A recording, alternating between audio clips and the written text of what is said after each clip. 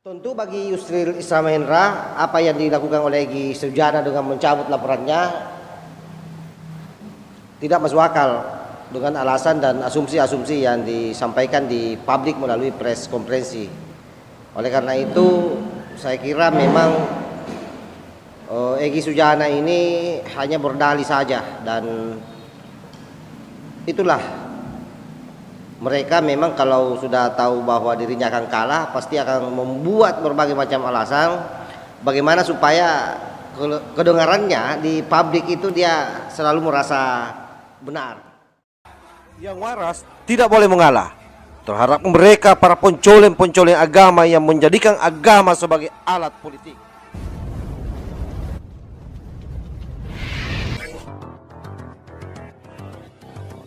Nah, bagaimana Yusril Isra Mahendra menanggapinya? Saya coba bacakan beritanya biar semua lebih seksama untuk menyimak. Dari Warta Ekonomi Jakarta, advokat sekaligus akademisi di bidang hukum tata negara dan politikus Yusril Isra Mahendra. Kita tahu bahwa Pak Yusril ini adalah mantan ketua PBB dan bahkan dulu hampir saja menjadi presiden. Seandainya ikut masuk pada saat pemilihan presiden antara Megawati, Gus Dur dan dirinya. Untungnya tidak lolos waktu itu. Nah, kita kembali ke beritanya. Yusril Isra Mahendra mempertanyakan alasan sebenarnya kuasa hukum Bambang Tri Mulyono mencabut gugatan dugaan ijazah palsu Presiden Jokowi. Jadi Pak Yusril mempertanyakan seperti yang saya sampaikan tadi, apa motifnya, kenapa sampai Egy Sujana yang sudah susah payah berteriak selama ini di media sosial ingin membuktikan ijazahnya Pak Jokowi palsu, lalu tiba-tiba kemudian dia mencabut gugatannya. Sebelumnya Bambang Tri Mulyono selaku penggugat telah ditetapkan menjadi tersangka oleh penyidik di Cyber Barreskrim Polri dalam perkara dugaan tindak pidana penistaan agama sejak tanggal 14 Oktober 2022. Nah, saya kira semua tahu ya bagaimana Bambang Tri ini pasca hadir dalam podcastnya Suginur yang kemudian melakukan mubahalah. Nah, mubahalah itu salah satu media bagi orang Islam untuk membuktikan dirinya benar. Nah, itu yang dilakukan oleh Gus Dur dan Bambang Tri ini.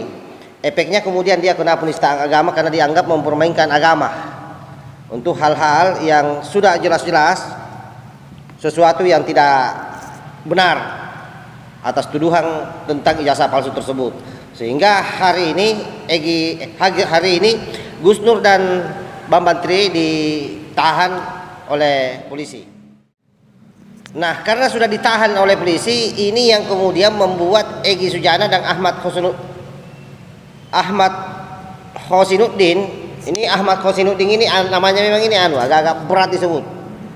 Ya mungkin karena dia juga memang ex HTI. Dia ormas terlarang yang masih merajalela. Karena memang kemarin itu salah satu kelemahannya pemerintah kita ketika membubarkan HTI dan FPI tidak disertai dengan penangkapan seluruh orang-orangnya, sehingga sampai hari ini mereka masih bebas berkeliaran. Nah, kita lanjut ya. Egy juga, ini maksudnya Egy Sujana ya. Jangan sampai diplesetkan lagi menjadi Egy Durjana. Jadi Egy Sujana menjelaskan bahwa hasil keputusan pencabutan dugaan ijazah Jokowi ini telah berdasarkan musyawarah bersama. Tetapi di sisi lain, Yusril Isra Mahendra mempertanyakan posisi Egy Sujana sebagai advokat. Ia mengatakan sebagai pengacara mestinya Egy dan kawan-kawan memberi advice kepada Bambang Tri agar meneruskan gugatan. Ibarat kata pepatah, berjalan terus sampai ke ujung, berlayar harus sampai ke tepi, ungkap Yusril melalui keterangan tertulisnya pada tanggal 31 bulan 10 2002. Berarti kemarin dulu. Ini baru ini. Lalu Egy mengatakan bahwa penahanan Bambang Tri menyulitkan pihak kuasa hukum menggali saksi-saksi dan bukti. Dan Yusril pun menanggapinya.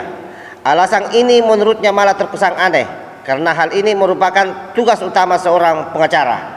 Ya, seharusnya begitu. Jadi seorang pengacara itu tugas utamanya adalah bagaimana memastikan seluruh alat-alat bukti yang dibutuhkan sebelum dimajukan ke, mestinya data-data itu sudah siap. Nah, lanjut Yusril, pengacara yang bekerja secara profesional tentu telah mengumpulkan semua bukti yang membuatnya hakul yakin akan memenangkan gugatan sebelum mendaftarkan gugatan ke pengadilan, ungkap dia. Kalau bukti-bukti masih sulit dikumpulkan dengan alasan apapun, termasuk yang punya akses terhadap data dan saksi hanyalah penggugat prinsipal, dalam hal ini adalah Bambang Tri, lazimnya seorang pengacara takkan berani mendaftarkan gugatan seperti itu ke pengadilan, tambah Yusril. Nah, saya kira jelaskan. Jadi wajar misalnya kalau banyak orang beranggapan atau menuduh baik Egy Sujana maupun Khosinuddin ini hanya menjadikan panggung kasus ijazah palsu ini. Apalagi memang sebelumnya ada pengakuan dari Khosinuddin pada saat diundang di podcastnya siapa lagi nih yang pecatan BUMN ini, yang ahli tata negara, Refli Harun. Nah, ini kadang-kadang juga saya lupa karena dipecat oleh Pak Erick Thohir dulu. Dan saya kalau orang sudah dipecat pasti saya lupa itu, karena pasti tidak beres. Nah, saya lanjut. Di situ Khosinuddin mengatakan bahwa sesungguhnya saya juga ragu 50-50 soal kasus ini. Nah, itu artinya apa? Dari awal sebenarnya mereka ini ragu dengan kasus ijazah palsunya Pak Jokowi. Tetapi kenapa ngotot meneruskan itu? Karena memang hanya ingin membuat huru-hara di negeri ini dan mau mempermalukan Pak Jokowi, mau mempermalukan presiden kita. Yang saya selalu bilang bahwa siapapun di negara ini atau di negara manapun, kalau setiap saat di dalam komunikasi politiknya keluar atau di dalam membangun narasi keluar selalu narasi kebencian yang dibangun ke negara, ke pemimpin, yakini bahwa dia adalah neo khawarij, orang yang memang tidak pernah senang dengan pemimpinnya. Dan ini bukan hal baru. Sejarah pembantaian sahabat-sahabat Nabi, cucu Nabi, mulai dari Umar bin Khattab, Utsman bin Affan, Ali bin Abi Thalib, Hasan dan Husain, itu karena Khawarij. Dan pasti selalu masuk di dalam ranah politik. Itulah kenapa agama tidak boleh dibawa-bawa masuk dalam ranah politik, karena pasti akan menimbulkan masalah yang besar.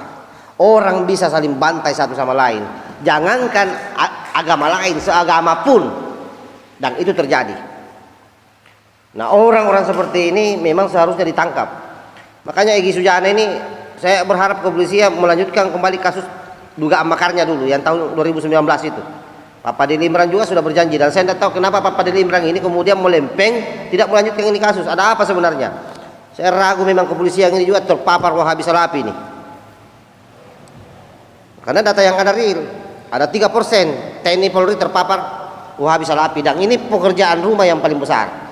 Kenapa saya bilang pekerjaan rumah yang paling besar? Karena tentara dan polisi bersenjata, bos. Bayangkan kalau misalnya dia memiliki paham di luar dari paham nasionalisme kita, dia bisa menghancurkan negara kita.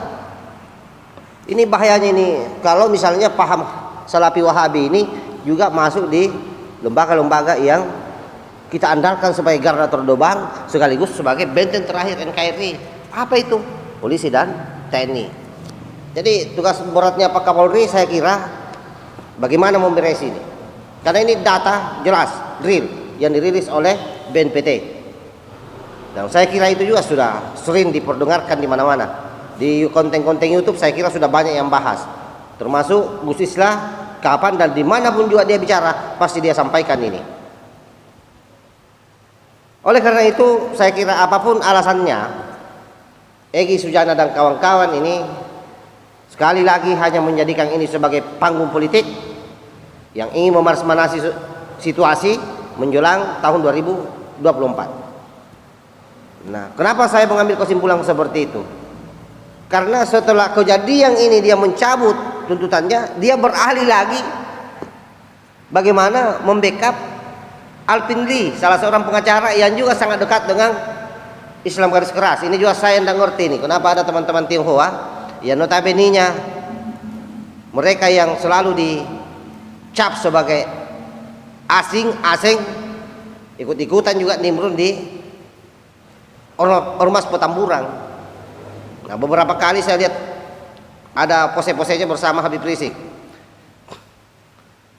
Saya kira itu yang saya sampaikan, lebih dan kurangnya mohon dimaafkan, bahwa negara ini harus berjalan terus, generasi muda harus kuat, karena tidak ada satupun yang diharapkan oleh bangsa ini selain generasi muda untuk terus menerus menguatkan jati dirinya demi untuk kejayaan dan kemajuan bangsa kita, terutama menyongsong tahun 2045. Wallahul muwaffiq ila aqwamit thariq. Wassalamualaikum warahmatullahi wabarakatuh. NKRI harga mati. Salam Nusantara. Dasar gadut. Emang dasar elu gadut. Kada turun, kada turun. Kada turun, kada turun, kada turun. Kada turun, kada turun, kada turun. Dasar gadut.